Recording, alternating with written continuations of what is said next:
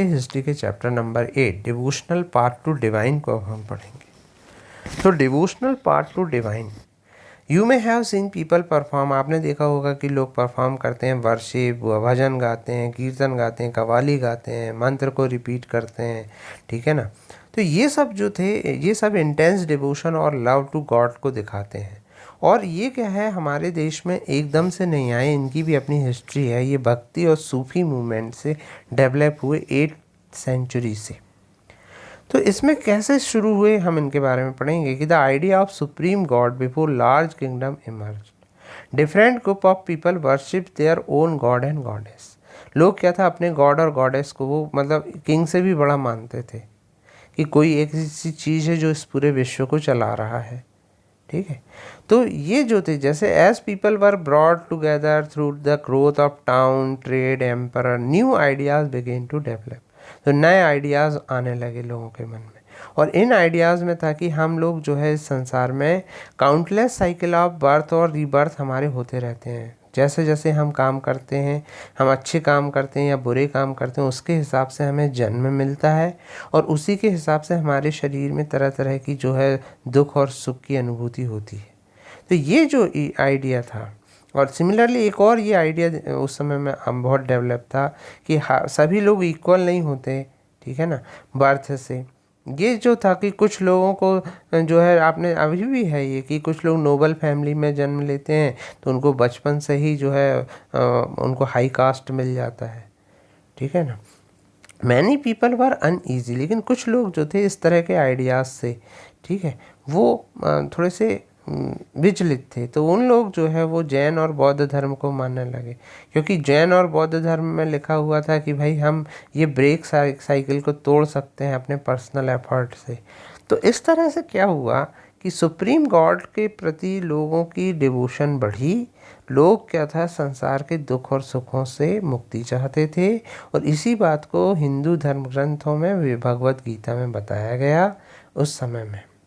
शिव, विष्णु, दुर्गा जो थे वो बहुत फेमस गॉड हुआ करते थे, और पुराणिक स्टोरी और मेथड ऑफ वर्शिप इनकी पुराणों में मिलती है। और इवन मतलब ये लिखा था कि कोई भी व्यक्ति जो है वो गॉड को प्राप्त कर सकता है। तो आइडिया जो थी भक्ति की बहुत पॉपुलर हुई, और इवन बुद्ध और जैन लोगों ने भी इस भक्ति के आइडिया को अडॉप्ट किया।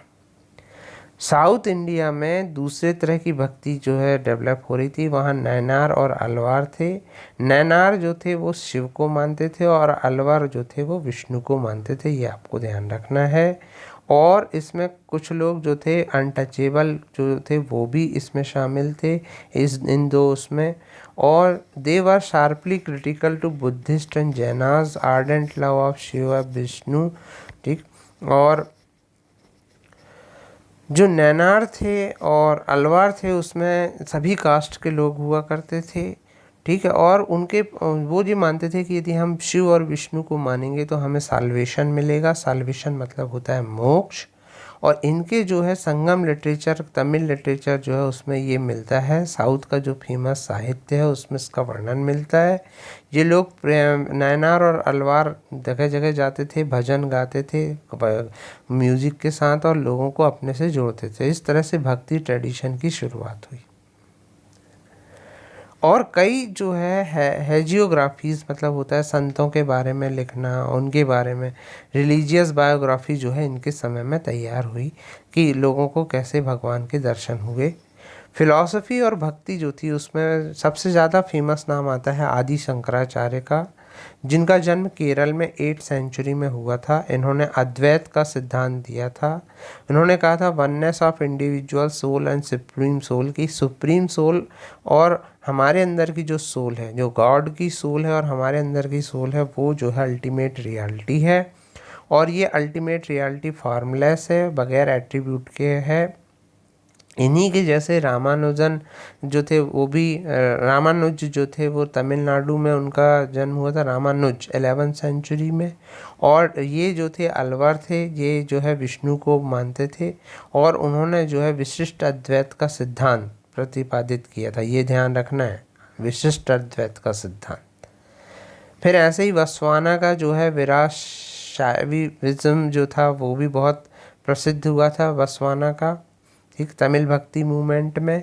और विराशिव्स जो थे वो आर्ग्यू करते थे कि इक्वालिटी ऑफ ह्यूमन बीइंग, वो ब्राह्मण की जो डोमिनेंस था उसको वो लोग नहीं मानते थे।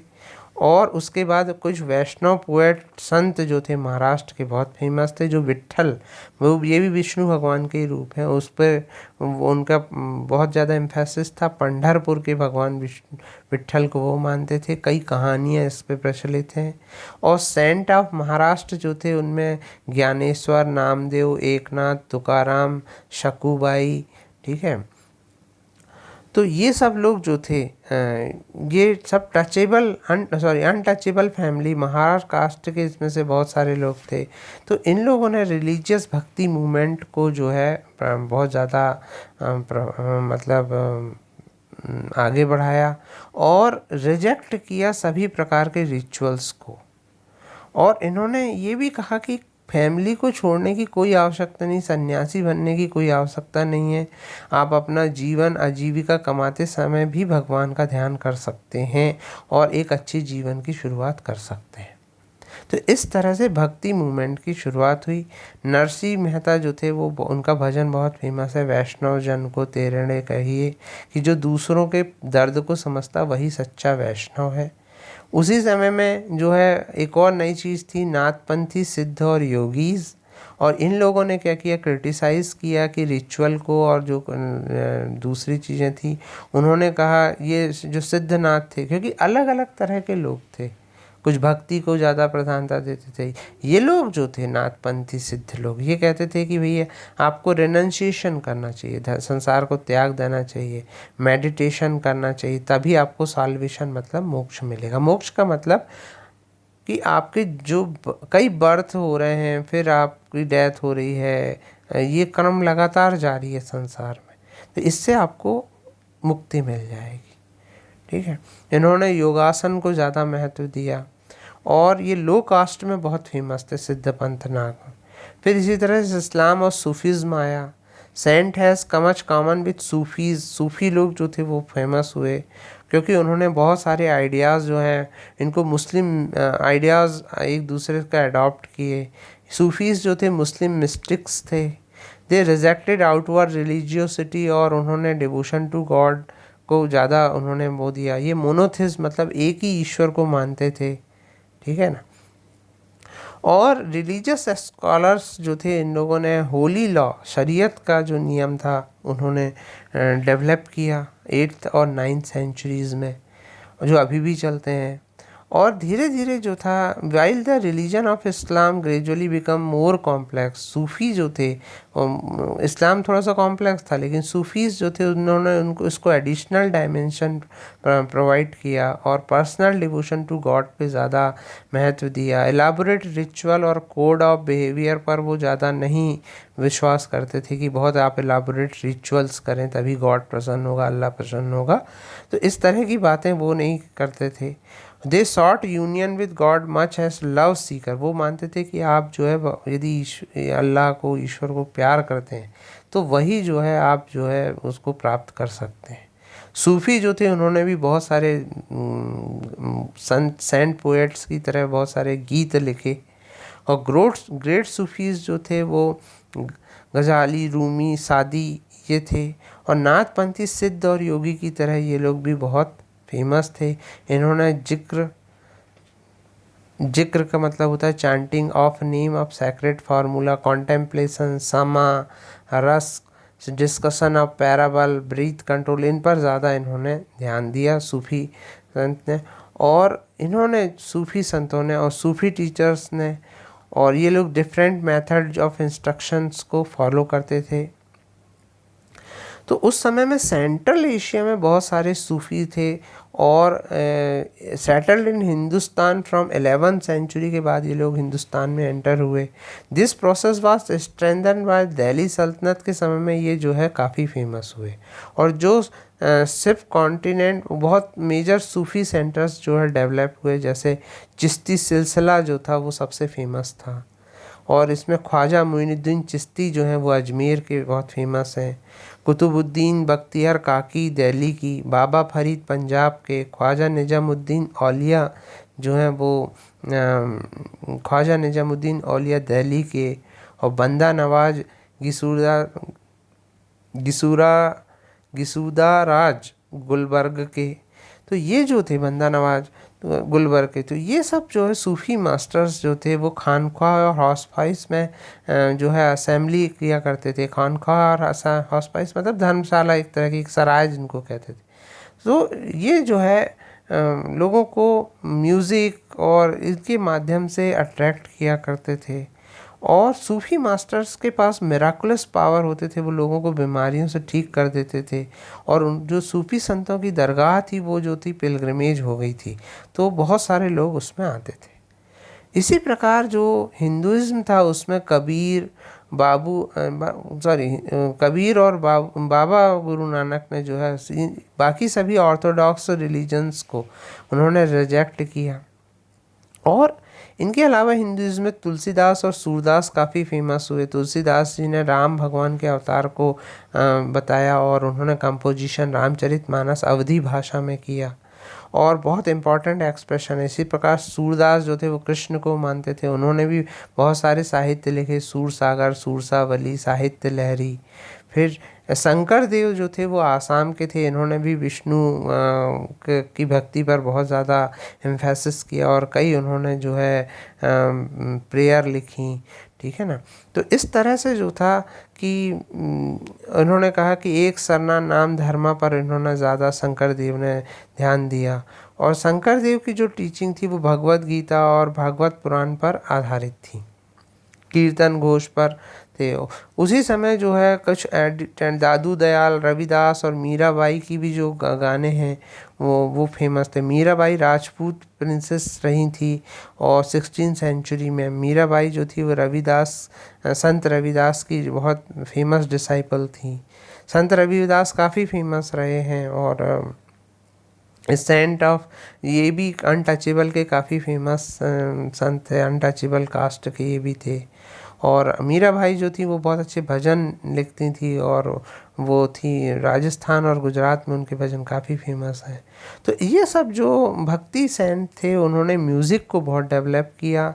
जयदेव जो बंगाल के थे उन्होंने गीत गोविंद संस्कृत में कंपोज किया और म्यूज़िक का भजन कीर्तन और आनंद भंग करके इनके जो म्यूज़िक थे और पोएम थी वो फेमस हुई। यूनिक फीचर जो सेंट का था कि उनका जो वर्क था वो कंपोज था रीजनल लैंग्वेज में और लोग जो थे उनको गाना पसंद करते थे और इसी आज तक उनके गाने जो है फेमस हैं, आज तक लोग उनके गाने को गाते हैं।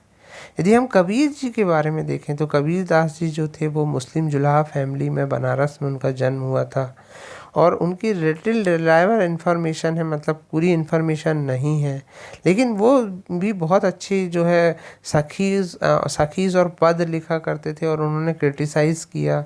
और उनके जो पद हैं या उन्होंने जो चीज़ें लिखी हैं वो गुरु ग्रंथ साहब पंचवानी और उनके बीजक में मिलती है।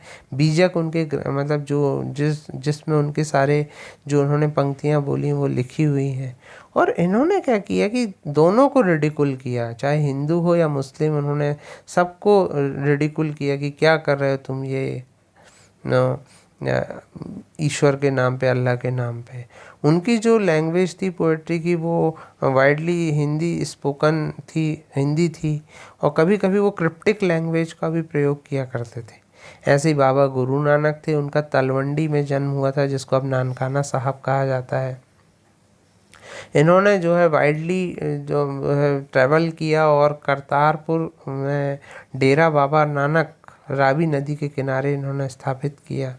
और ये भी जो है हिम्न जो थे भजन इनके काफ़ी फेमस हैं। There of his follower irrespective of farmer creed caste और जेंडर।